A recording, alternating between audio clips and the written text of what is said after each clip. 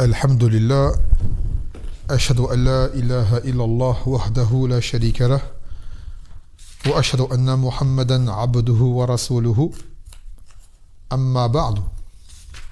Bon, déjà je m'excuse pour le retard et également pour le ders de vendredi. Il y a eu des imprévus, on était en route, on venait, mais finalement on serait arrivé trop tard, donc ça a dû être annulé. Donc par gain de temps, on va directement rentrer dans les ahadith. La dernière fois on a pris mawaqit as-salat, les horaires de la salat. Pas même. Donc maintenant cette salat, quand on a pris ces horaires, on sait que l'heure de la salat c'est un shart min shurutiha, une condition. Parmi ces conditions, c'est-à-dire que il faut que le temps soit rentré pour faire la salat. Et là on parle de la maktuba, celle qui est obligatoire. Ce temps, comment est-ce qu'on sait qu'il a commencé? En dehors de celui qui voit les alamat, bien sûr, mais tout le monde ne pourra pas les voir. Et tout le monde n'aura pas la capacité, le ilm pour savoir. Donc il faut quelque chose pour informer les gens de façon générale. Donc qu'est-ce qu'on fait à ce moment-là? L'adhan. Adhawa, al-adhan. D'accord? Donc là on va prendre المسألة التي تتعلق بالأذان. الأذان لغة هو معنى الإعلان. L'adhan, c'est une annonce. Un adhan, comme dans le Coran, Allah dit Adhanu min Allah wa rasulihi ila an-nas yawm al-hajj al-akbar. Que Allah Azza wa Jal annonce le jour du Hajj. Que Allah et son messager sont innocents des mouchriquines. Donc là, c'est une déclaration, une annonce. Et Shar'an, c'est al-ikhbar an dukhul al-waqt. L'adhan, c'est un appel qui informe de l'entrée du temps dans la salat. Donc pour chaque salat, il y a un adhan à faire lorsque le temps il débute. Pour que les gens, de façon générale, quand les gens ils sont occupés, ils travaillent, ils font ce qu'ils ont à faire, tout le monde n'est pas forcément à l'affût à regarder le. Donc, min fadl hada ad-din annahu qad ju'ila man yakum bi hada al-wajib wa wajib kifai annahu yuraqib al-waqt wa yukhbir an-nas bi dukhul al-waqt. Il y a des gens, ils s'occupent de cela. Un muazzin, c'est ça son travail, c'est de regarder l'heure, d'informer l'heure, de faire l'adhan pour que les gens soient au courant que la salat, l'heure, il est rentré. Et l'adhan, c'est min sha'air al-islam. C'est parmi les emblèmes de l'islam. D'ailleurs, le Nabi sallallahu alayhi wa sallam, il était rapporté que lorsqu'il partait en Ghazwa, bataille contre un pays, une contrée, il attendait le fajr avant d'attaquer. Il attendait pour voir s'il entendait l'adhan du fajr ou pas. S'il entendait l'adhan, c'est-à-dire que c'était des musulmans, il n'attaquait pas. Si jamais il n'entendait pas l'adhan, il attaquait. Donc c'est un signe important. طيب فيقول في الحديث الثلاثين 30e hadith qui est le 10e de ce chapitre. عن عمر رضي الله عنه قال قال رسول الله صلى الله عليه وسلم إذا قال المؤذن الله أكبر الله أكبر فقال أحدكم الله أكبر الله أكبر ثم قال أشهد أن لا إله إلا الله قال أشهد أن لا إله إلا الله ثم قال أشهد أن محمد رسول الله أنا محمد رسول الله قال أشهد أن محمد رسول الله قال حي على الصلاة يقول لا حول ولا قوة إلا بالله ثم قال حي على الفلاح قال لا حول ولا قوة إلا بالله ثم قال الله أكبر الله أكبر قال الله أكبر الله أكبر ثم قال لا إله إلا الله قال لا إله إلا الله من قلبه دخل الجنة رواه مسلم. Et donc c'est un hadith dans lequel le Nabi sallallahu alayhi wa sallam il cite les termes de l'adhan et informe qu'il faut le répéter. D'accord? Dans un hadith il a dit le Nabi sallallahu alayhi wa sallam إذا سمع أحدكم المؤذن فليقل مثل ما يقول المؤذن. Si l'un d'entre vous entend l'adhan, qu'il répète ce que dit le muazzin, à part à un endroit. On appelle ça les hayyalatayn. Lorsqu'on dit hayya al-salah, hayya al-falah. Donc dans ce hadith, Omar il dit que le Nabi sallallahu alayhi wa sallam, il a dit si le muazzin dit Allahu Akbar, il le dit 2 fois, Allahu Akbar, Allahu Akbar, et après il le redit encore 2 fois, Allahu Akbar, Allahu Akbar. Donc à ce moment-là, on répète. Après il dit Ashhadu an la ilaha illallah, Ashhadu an la ilaha illallah. 2 fois. Et là, à ce moment, on répète comme lui. Ashhadu anna Muhammadan Rasulullah, Ashhadu anna Muhammadan Rasulullah. 2 fois. Et nous, on répète. Après, il dit Hayya as-salah, Hayya as-salah. Et nous, à ce moment-là, on dit quoi? Comme dans le hadith, on dit La hawla wa la quwwata illa billah. On ne dit pas Hayya as-salah. On dit La hawla wa la quwwata illa billah. Et pareil, quand il dit Hayya al-falah, Hayya al-falah, pareil, on dit La hawla wa la quwwata illa billah. Après, il redit Allahu Akbar, Allahu Akbar. On répète jusqu'à la fin de l'adhan. Donc, il dit le Nabi sallallahu alayhi wa sallam, celui qui dit tout cela dans son, à cœur présent, d'accord, c'est-à-dire avec sincérité, ce qui s'ensuit, qu'il rentrera au Jannah. Rapporté par Muslim.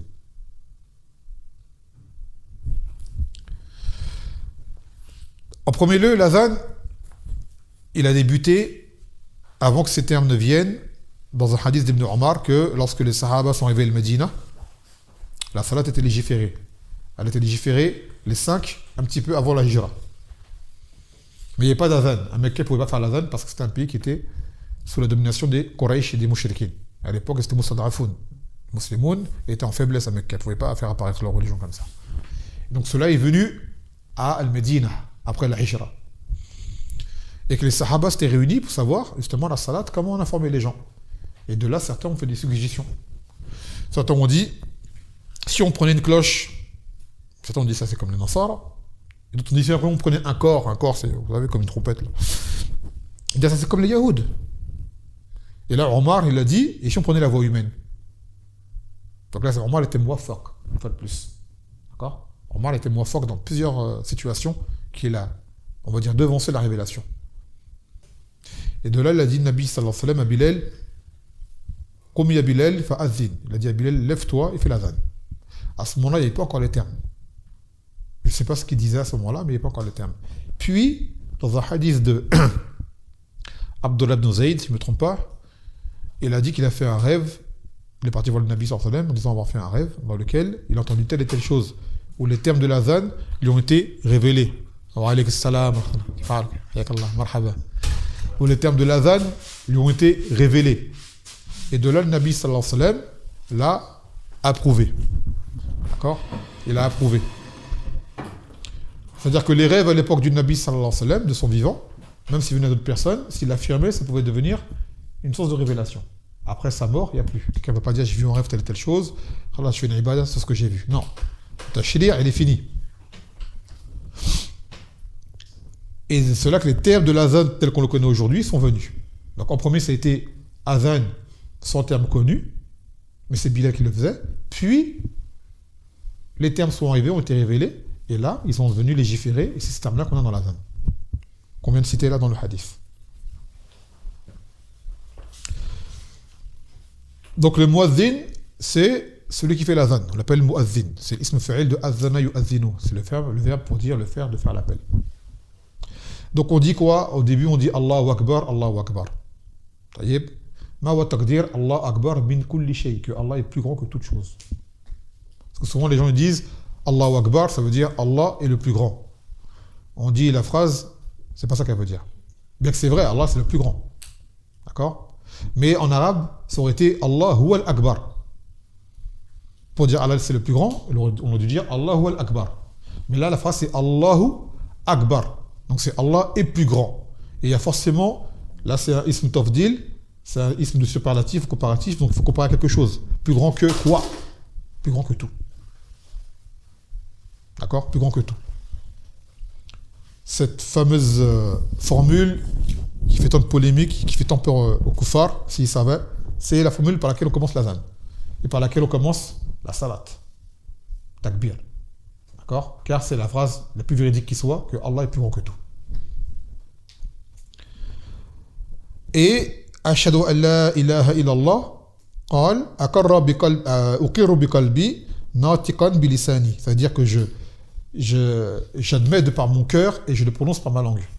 Qu'il n'y a nulle divinité ni d'être adoré en dehors d'Allah. Donc c'est-à-dire que l'adhan, tu y déclares, proclames le tawhid, la shahada, le tawhid. Et on dit pareil, la ilaha illallah, la ma'boud bihaqqin illallah, comme on vient de dire. Wa ashhadu anna Muhammadan Rasulullah, j'atteste que Mohammed est le messager d'Allah.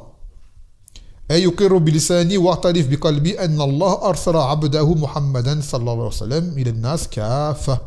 Ça veut dire une fois de plus, dans mon cœur, je le reconnais et je le reconnais et je l'admets par ma langue que Allah a envoyé son serviteur Mohammed pour tous les hommes. Donc tout ce que ça implique. Si Allah l'a envoyé pour tous les hommes, c'est que tu dois lui obéir, tu dois le suivre. Il n'est pas n'importe qui. Et que cet homme doit être aimé plus que quiconque sur cette terre. Plus que nos parents, plus que nos femmes, plus que nos enfants. Et quand tu aimes quelqu'un plus que tout, ça se voit. D'accord? Quand tu as un niveau d'amour pour quelqu'un, ça va se voir. Tu vois, une personne que tu l'aimes, quand tu aimes quelqu'un, ça se voit. Une personne à qui tu te réfères, ça se voit. D'accord? Ça se voit. C'est une chose qui n'est pas dure à prouver. Et Allah veut qu'on l'aime plus que tout. Il a dit, le Nabi sallallahu alayhi wa sallam, la yuminu ahadukum hatta akuna habba ilayhi min walidihi wa waladihi wa nas ajma'in. Que aucun d'entre vous ne croira réellement tant que je ne serai pas plus aimé auprès de lui que son père, son fils, ou que tous les gens réunis. Et là, c'est un amour, on va dire, une foi parfaite. La yuminu ahadukum, aucun d'entre vous ne croira parfaitement, véritablement. D'accord? C'est-à-dire là, c'est la foi qui est parfaite, c'est que tu aimes le Nabi sallallahu alayhi wa sallam plus que tout.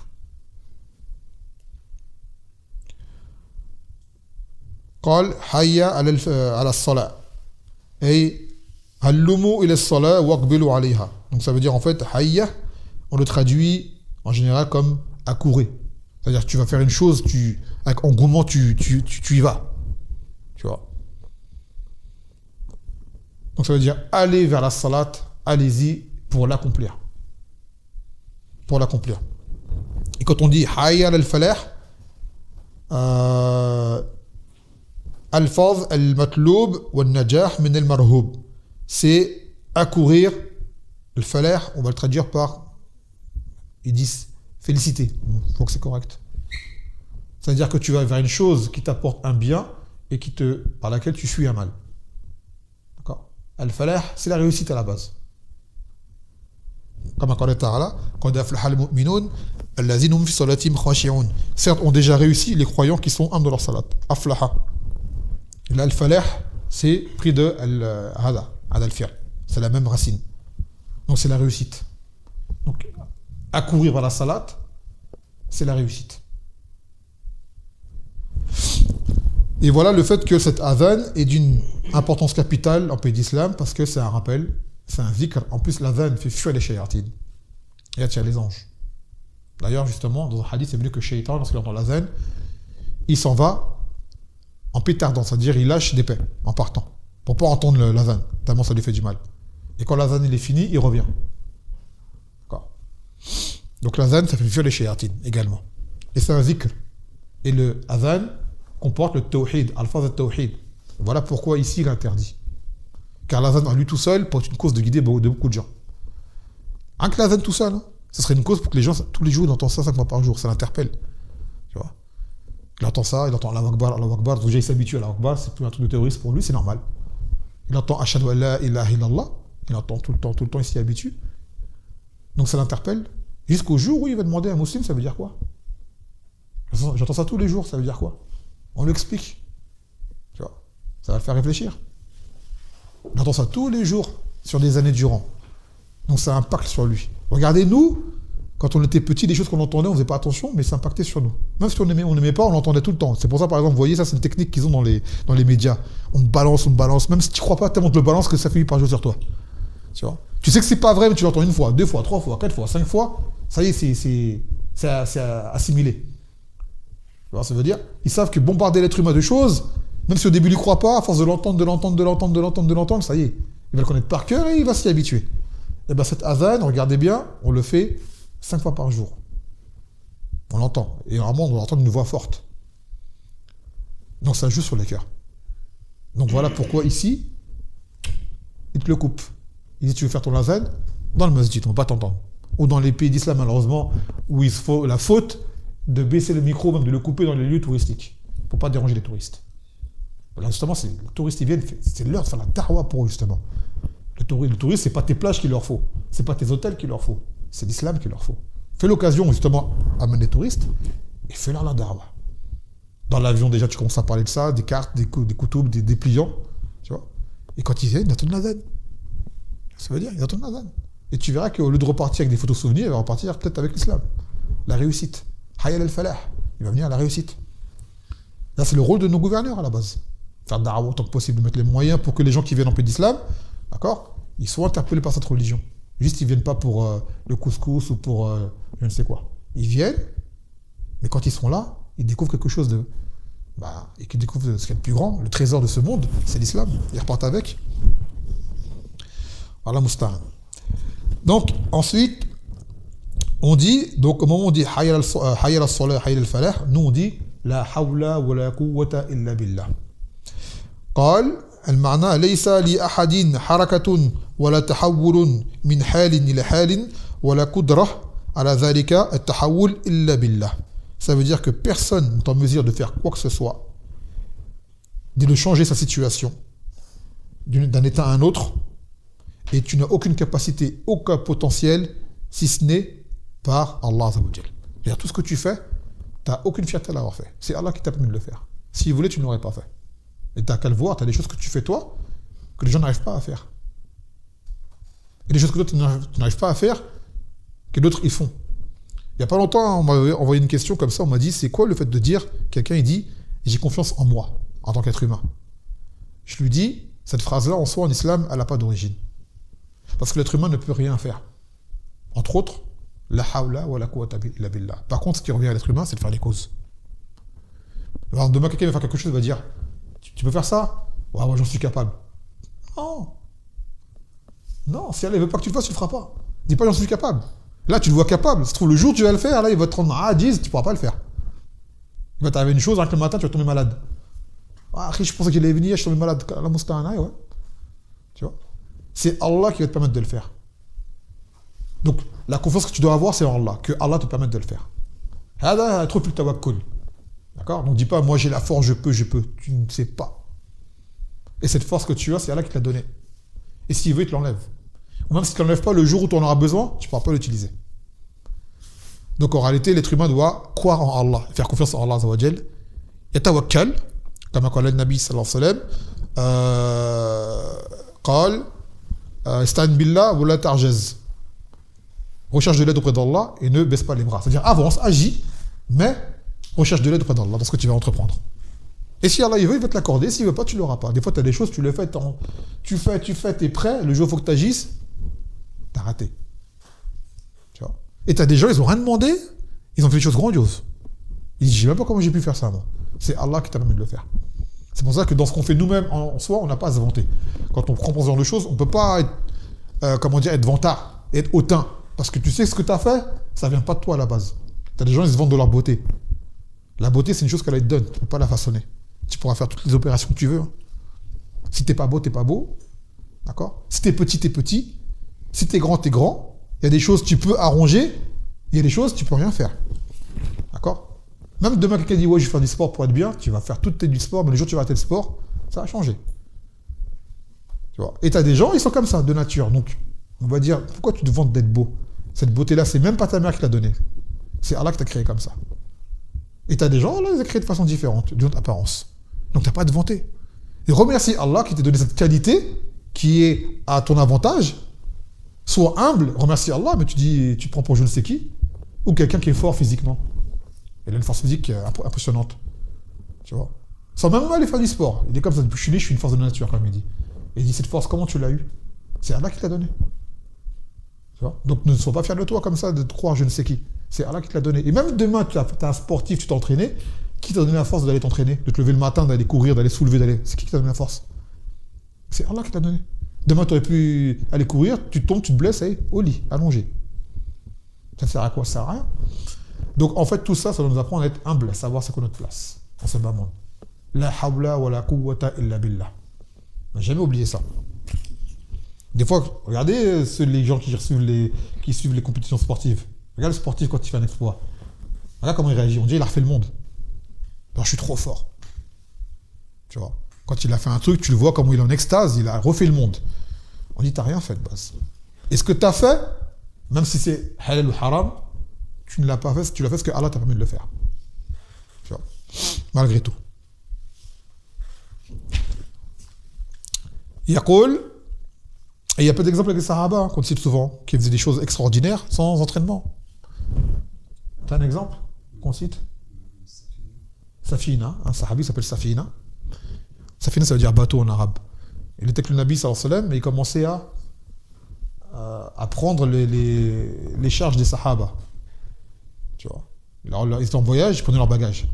Sur lui, un bagage, 2 bagages, 3 bagages. Il a dit, j'ai porté l'équivalent de 21 chameaux sur moi et je ne m'arrêtais pas. Et le Nabi sallallahu alayhi wa sallam a dit, ihmil fa innaka safina. Il a dit, porte car tu es Safina. Il dit, je portais. Et c'est pas quelqu'un qui s'entraînait. Il y avait Salama ibn al-Akwa. Un sahabi courait plus vite qu'un cheval. C'est pas un mensonge. Tu vois, c'est quoi un cheval? Il courait plus vite qu'un cheval. Il s'entraînait? Il s'entraînait pas. C'est Allah qui lui a donné cette vitesse de courir plus vite qu'un cheval. Ouais, il y a des choses comme ça qui est incroyable. Pour te dire que si Allah il veut te donner, il va te donner. Et s'il veut te reprendre, il va te reprendre. Ainsi de suite. Donc ça nous apprend à rester à notre place. Même demain tu fais des grandes choses, tu peux être content. Mais content de quoi? Que Allah t'ait permis de faire cette chose-là. Donc tu es encore plus reconnaissant et encore plus adoré en fait, en réalité. طيب يقول من قلبه أي c'est-à-dire il répète l'adhan à force de l'adhan de son cœur. أي قال ذلك خالصا من قلبه. Il dit cela avec sincérité. Parce que des fois c'est devenu un automatisme, on parle sans faire attention, malheureusement. Tellement on répète que voilà. Mais si on médite ce qu'on dit et que le cœur il est présent, eh ben c'est une cause pour rentrer au Jannah. Un acte aussi simple que celui-ci. Répétez ce que dit le muazzin. Regardez de quoi on est privé ici. Parce qu'il n'y a pas l'adhan dans les rues. Et tu seras rarement dans le masjid à l'heure de l'adhan. Regardez de quoi on est privé. Alors, en pays d'islam, l'adhan tu l'entends tout le temps, tu le répètes. Tu es au travail, tu es chez toi, tu es en train de... T'entends l'adhan, tu répètes. Une cause pour rentrer au Jannah. Ici, voilà, comme disait l'audio, Mouarit. Malheureusement. Ou alors tu viens tôt au masjid. À la base, c'est un faute là de venir tôt au masjid. Hein. Attention. Mais l'adhan à la base, il doit être pour tout le monde. Tout le monde doit pouvoir l'entendre. يقول الشرح الإجمالي بين النبي صلى الله عليه وسلم في هذا الحديث ألفاظ الآذان الذي ينادي بها لإعلام أو ينادى بها لإعلام الناس بدخول وقت فعل الصلاة. Donc il a dit que le Nabi sallallahu alayhi wa sallam ici a informé des termes de l'adhan, celui par lequel on informe aux gens de l'entrée de la salat, le temps de la salat. وإنما ذكر النبي صلى الله عليه وسلم من كل نوع شطره اختصارا, et que le Nabi sallallahu alayhi wa sallam dit ici n'a cité que chaque formule sans montrer la répétition. D'accord? Pour résumer.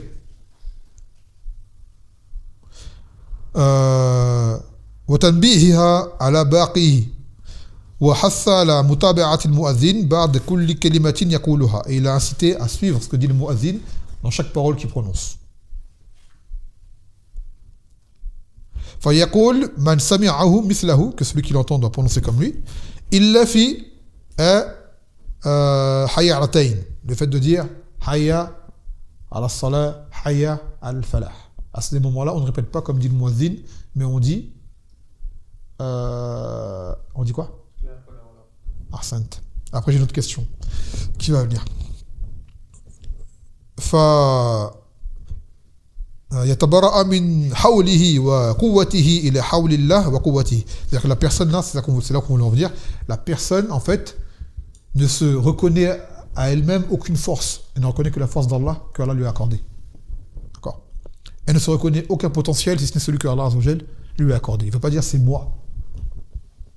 D'accord? Je suis. Ce jeu il est dangereux. Hein.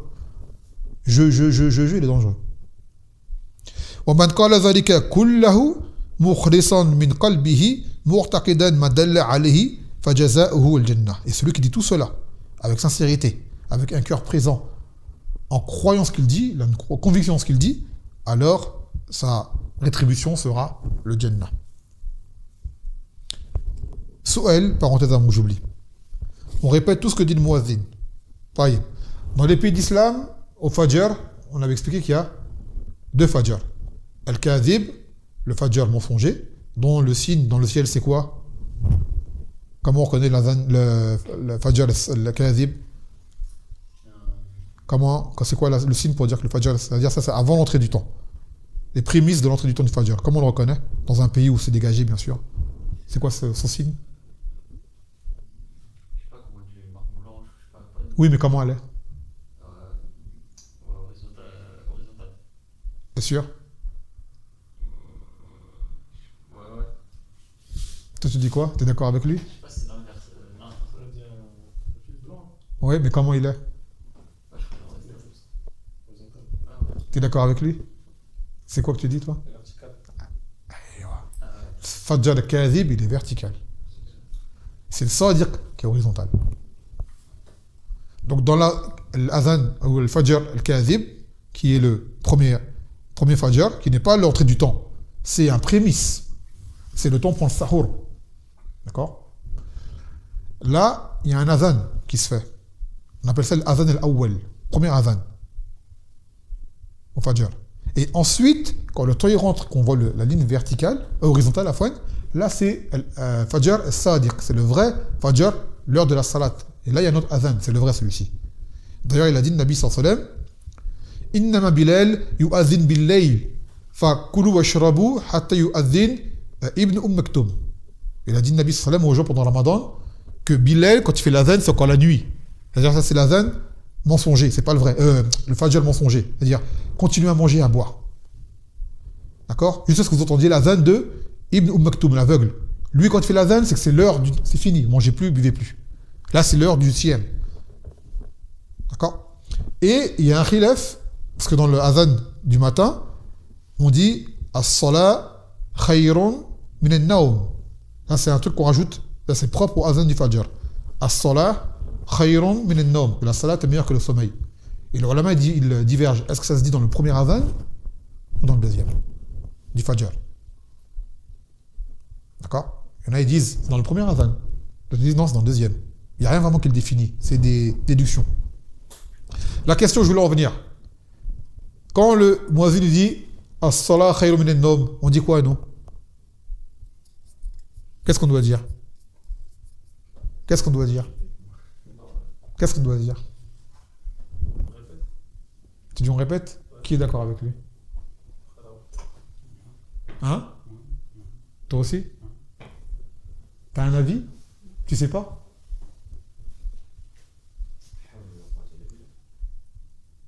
C'est quoi? Pourquoi on dirait ça? C'est pas donné à tout le monde de se lever le matin. Là, t'as pas compris la question. Au moment où tu entends l'adhan du Fajr, d'accord? Et tu entends le muazzin qui dit As-salah khayrun min an-nawm. Il le dit deux fois. As-salah khayrun min an-nawm, as-salah khayrun min an-nawm.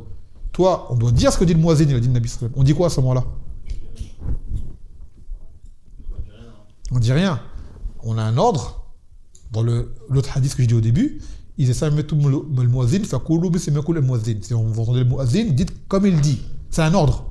Bon, c'est pas un ordre d'obligation, mais c'est une recommandation. Il a dit Kulu ma yakul, c'est-à-dire dites ce que dit le muazzin. Donc c'est un terme général. Il n'y a pas de illa kaza kaza kaza. Là, dans ce hadith-là, on a quoi? Juste le hayya as-salah, hayya al-falah. En dehors de ça, est-ce qu'on a une exception? Est-ce qu'on a une exception en dehors de ce moment-là? Non, donc on reste sur la base. On dit ce que dit le muazzin, donc on dit as-salah khayrun min an-nawm. On n'a rien qui prouve qu'on doit dire autre chose à ce moment-là. Chez Al-Thamini, il a un avis différent. D'accord? Avec le grand respect qu'on a pour lui au cours, on dit Cheikh, il n'y a pas de dalil. Donc on reste sur l'apparent du hadith que le Nabi sallallahu alayhi wa sallam a dit on dit ce que dit le muazzin. Le seul moment où il a dit on dit autre chose, c'est quand il dit hayya as-salah, hayya al-falah. Il n'y a que là. Le reste, on dit comme lui. Pareil quand le muazzin il fait l'azan quand il pleut. Il dit Saru fi rihalikum ou sallu fi buyutikum. Faites la salade dans vos maisons. quand il pleut, là où il y a un adhan, à ce moment-là, qu'est-ce qu'on dit? On va dire comme lui, en se basant sur le hadith. On dit ce que dit le muazzin. C'est tout. Si quelqu'un a autre chose à exposer, il est obligé d'apporter un dalil. Il ne faut pas qu'il dise, ouais, mais ce terme-là, on dit non. Il a dit, on dit ce que dit le muazzin, on doit dire comme lui. Sauf, hayya al-salah, hayya al-falah. Le reste, on dit comme lui. Donc, si on doit dire autre chose, il faut que quelqu'un apporte une preuve.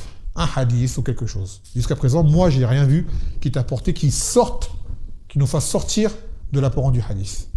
Non. Mais il y a des ulama, ils disent, tu dis autre chose. Et certains disent, tu dis rien.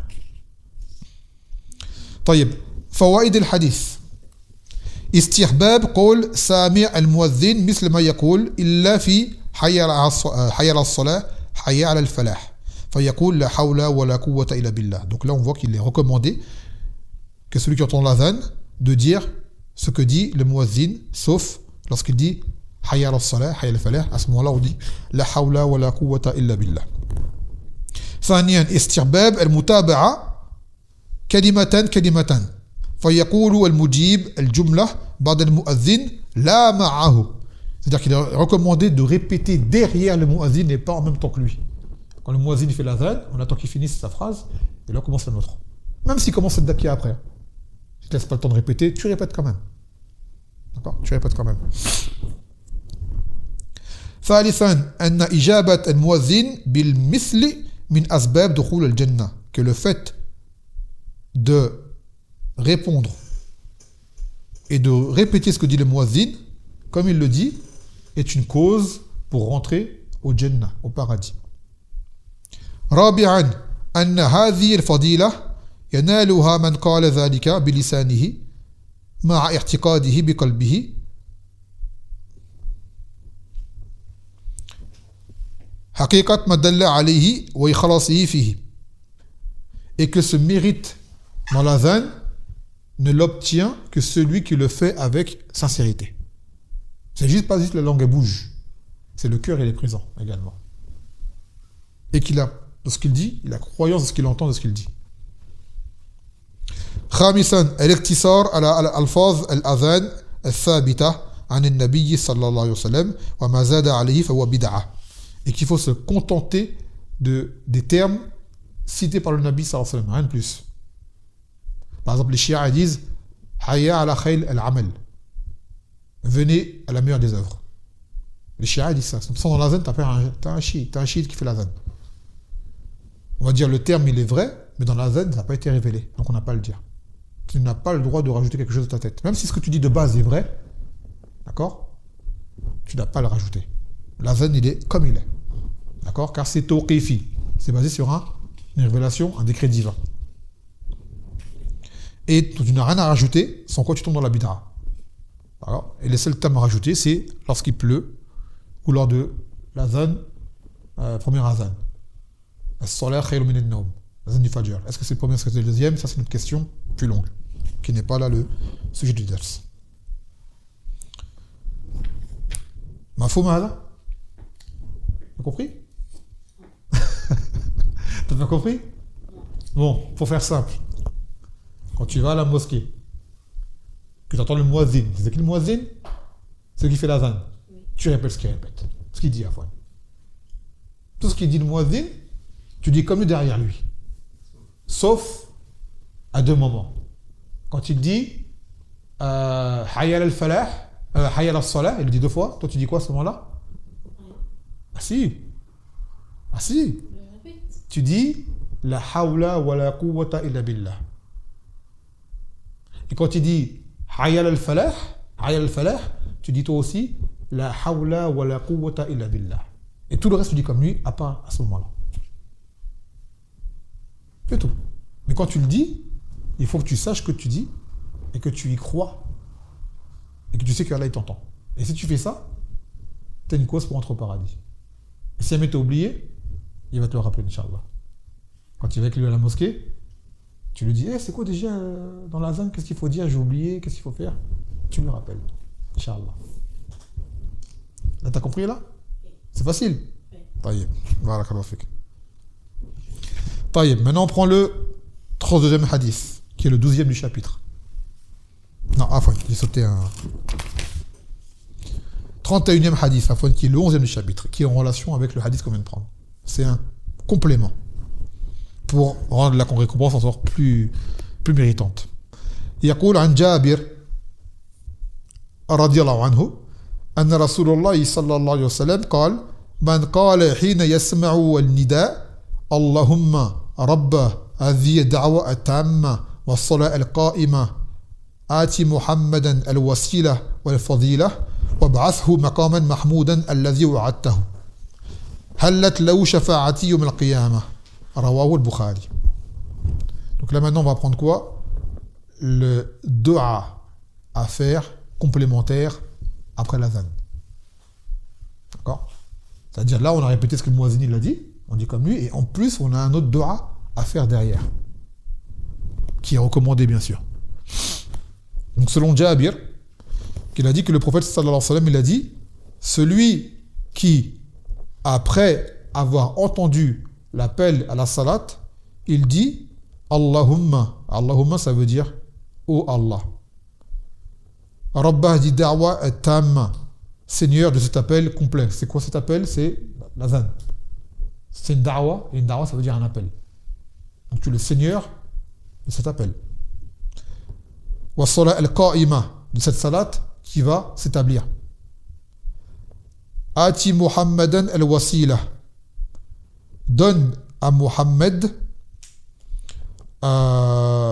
al-wasila, et dit l'auteur, c'est a'la daraja fil jannah, c'est le niveau le plus haut dans le jannah. À la base, une wasila c'est un moyen, une chose qui te fait parvenir à une autre. Et là dans ce dua là, ça a le sens du niveau le plus haut au jannah. Donc là on fait un dua pour le Nabi sallallahu alayhi wa sallam. Et il dit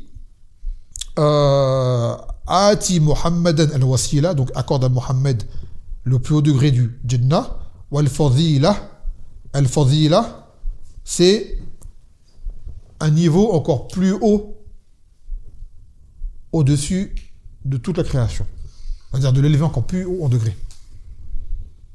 C'est-à-dire Muhammad, tu lui donnes le niveau le plus haut au Jannah et mets-le un rang encore plus haut au-dessus des autres créatures.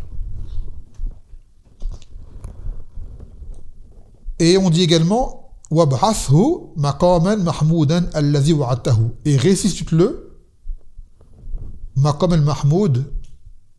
Maqam al-mahmoud, c'est l'intercession majeure qui a été accordée au Nabi sallallahu alayhi wa sallam. D'accord? C'est ça le maqam al-mahmoud.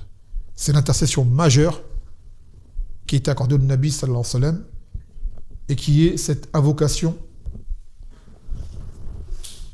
Il a dit, on a vu au début du livre qu'il a dit, Nabi sallallahu alayhi wa sallam, likulli nabi da'wa yustajab lah, fana akhbatu da'wati li yawm al-qiyamati li ummati.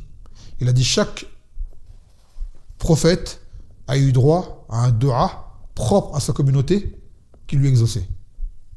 Et les prophètes sont tous utilisés, soit contre, soit pour. Par exemple, Nour, il a invoqué contre sa communauté, ils ont tous été détruits. Ibrahim, il a fait, lui, pour. Et d'autres prophètes, on ne sait pas. D'accord, ça peut être cité dans les textes. Mais, d'après le hadith du Nabi sallallahu alayhi wa sallam, chacun ils ont eu, donc on y croit de façon générale. Lui, il a dit, moi, mon invocation, je l'ai gardée, Yawm al-Qiyamah, pour les gens de ma communauté, parmi ceux qui ont fait des grands péchés. D'accord? Pour qu'ils soient, pour intercéder en leur faveur. Son invocation, il l'a gardée pour ce moment-là. Et c'est ça le maqam al-mahmoud. D'accord? Ça, c'est une chose qui est propre au Nabi sallallahu alayhi wa sallam.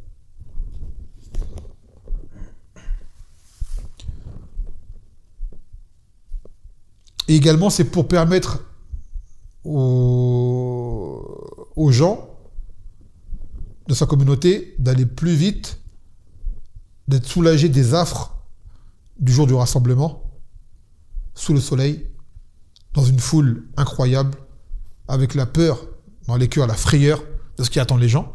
Les gens seront désespérés. Ils iront voir chaque prophète pour leur dire, dans le sens, regarde dans quelle situation on est. Vous voyez, c'est-à-dire, on te demande d'intercéder auprès d'Allah pour nous, pour que ça aille plus vite, dans le sens. Ils vont aller voir Adam. Adam va dire, moi, j'ai désobéi à mon Seigneur. J'ai approché l'arbre. Aujourd'hui, mon Seigneur, il est en colère d'une colère sans précédent. Donc il dit, je pense à moi en premier. Nefsi, nefsi, nefsi. Allez voir Nour. Je ne peux pas faire ça pour vous. Les gens vont aller voir Nuh. Et Nuh, il va dire, moi j'ai invoqué contre ma communauté. Aujourd'hui, j'ai peur d'Allah Azza wa Jal, qui est d'une colère sans précédent, et qu'il n'y en aura plus d'autres par la suite. Je pense à moi, nafsi nafsi. Allez voir Moussa. Ils vont aller voir Moussa. Moussa, il va dire, moi, j'ai tué un homme sans que cela ne m'ait été ordonné. Aujourd'hui, mon Seigneur, il a été pris d'une colère sans précédent. Il n'y aura jamais une similaire par la suite. Nafsi, nafsi, nafsi. J'ai peur pour moi. Allez voir Ibrahim. Ils vont aller voir Ibrahim. Ibrahim va dire, j'ai menti 3 fois. En vrai, c'est pas un mensonge ce qu'il a fait. C'était une tawriya. Une tawriya, c'est une sous-vérité. D'accord? C'est dire une chose qui laisse apparaître à quelqu'un une chose, et toi tu vises autre chose par en dessous. D'accord? Par exemple, moi je te dis un exemple. Tu me dis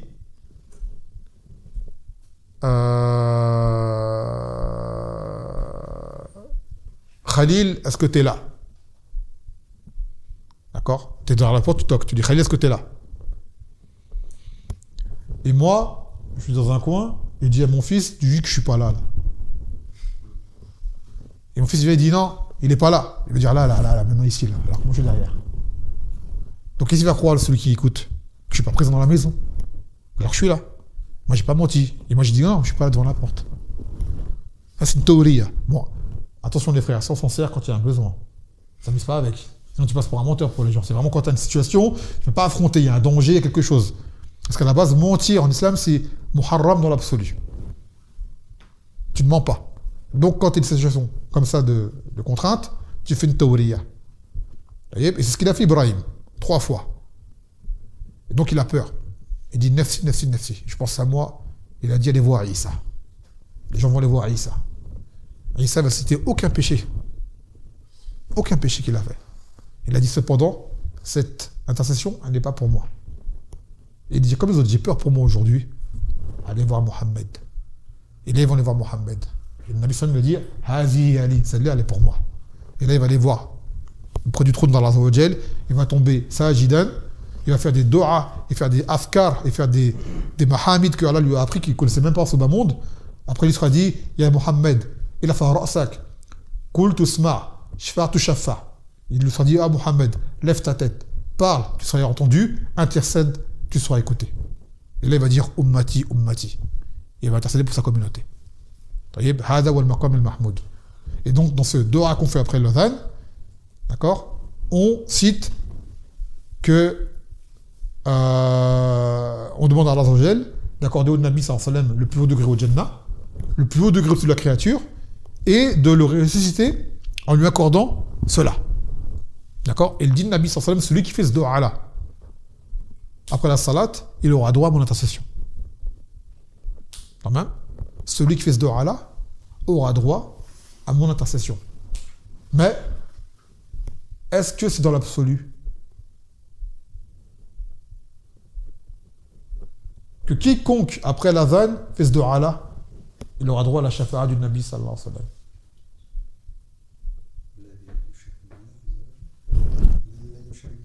Naam. Il faut qu'il rentre dans les shurut de shafa'a. La shafa'a, on a dit, l'intercession, elle a 3 conditions. Qui s'en rappelle? Toi, non. Qui s'en rappelle? Shurut et shafa'a. On les a cités au début du kitab. On a pris le bab shafa'a. Avant cela. Première condition. Ultime condition.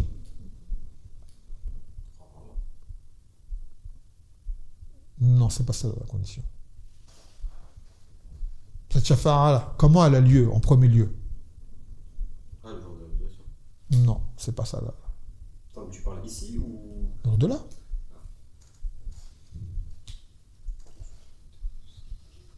Man dhal yashfa' indahu illa surat ayat al-kursi. Man dhal yashfa'u indahu illa bi'izni. Qui pourra intercéder auprès de lui sans sa permission? Donc première chose, que Allah le permette. Cette shafa'a, c'est Allah qui la permet. Hein? Voilà. Maintenant, cette izn est valable dans les 2 autres conditions. quelles sont-elles? Sur le shafi al mashfour là, l'intercesseur, l'intercédé, c'est quoi la condition? À tous les deux. Muslim.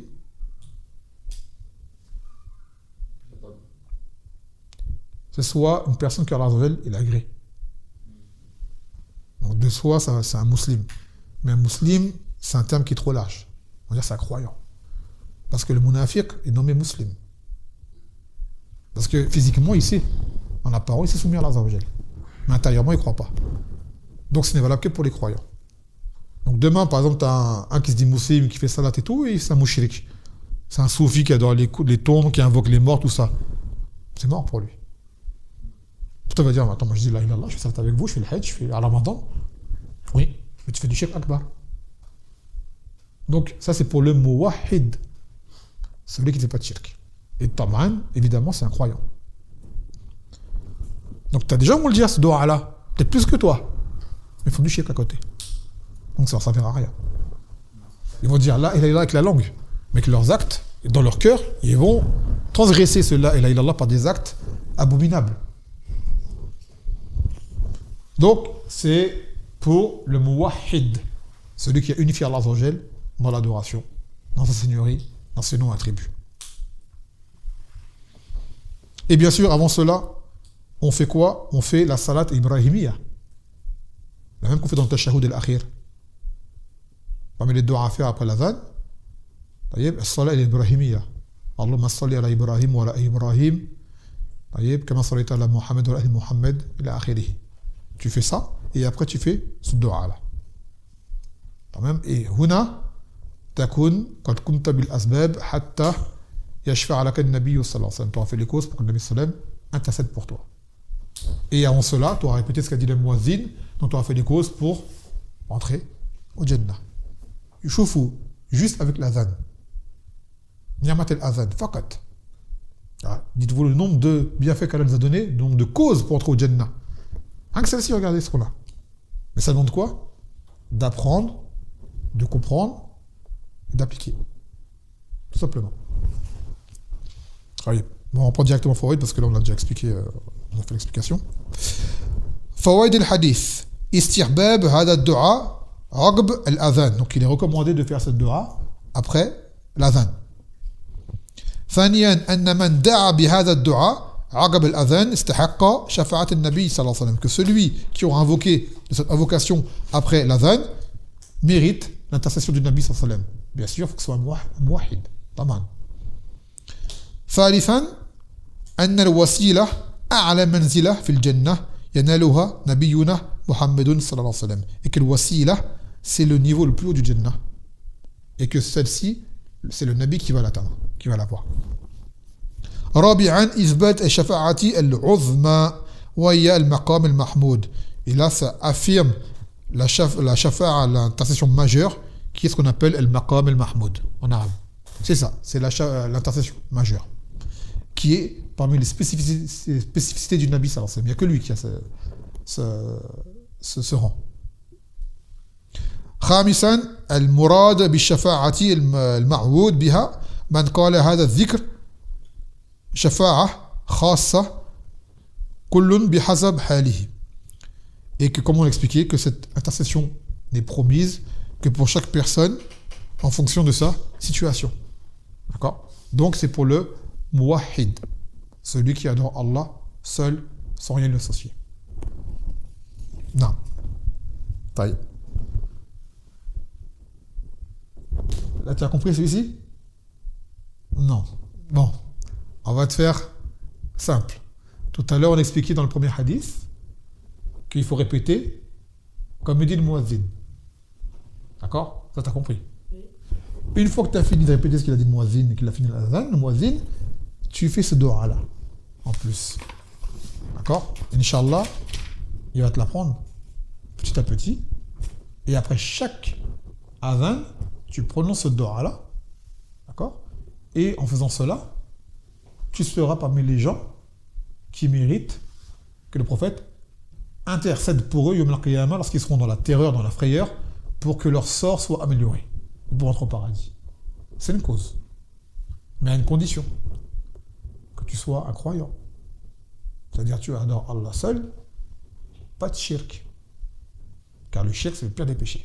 Pire que tuer, pire que violer, pire que braquer, pire que se droguer, pire que vendre de la drogue, pire que tout, c'est le shirk. Dans le Coran, elle a dit Inna Allah la yaghfiru an yushraka bih wa yaghfiru man zalika liman yasha. Que Allah ne pardonne pas qu'on lui associe quoi que ce soit, mais pardonne en dehors de cela à qui il veut. C'est-à-dire qu'Allah il peut pardonner les autres péchés. On ne dit pas c'est bien, c'est pas bien. Mais le shirk, c'est pire que tout. C'est pire que tout. Donc retiens bien cela. Le shirk, c'est la chose vraiment à ne pas faire. Et si jamais tu ne fais pas de shirk, même si tu as fait d'autres péchés, elle va te pardonner, tu vas rentrer au paradis. Mais malgré tout, les autres péchés, il ne faut pas les faire non plus. Parce qu'ils peuvent te valoir un passage au feu. Pour expier les fautes. Et le châtiment d'Allah, il est très dur. Très, très, très, très dur. Sallallahu yahfazana wa iyyak min hadal azab. Là, t'as compris, là ce qu'il fallait faire? C'est juste un dehors, il faut que tu l'apprennes, tu comprends le sens, et après l'azan, tu le cites. Dès que tu peux, tu entends l'azan, tu as fini de dire ce qu'il a dit le muazzin, et tu lis ce dehors, là. C'est tout. D'accord? Oui. طيب. خلاص نكتفي بهذا القدر يا إخوة. سبحانك وبحمدك لا إله إلا أنت أستغفرك وأتوب إليك. السلام عليكم ورحمة الله وبركاته.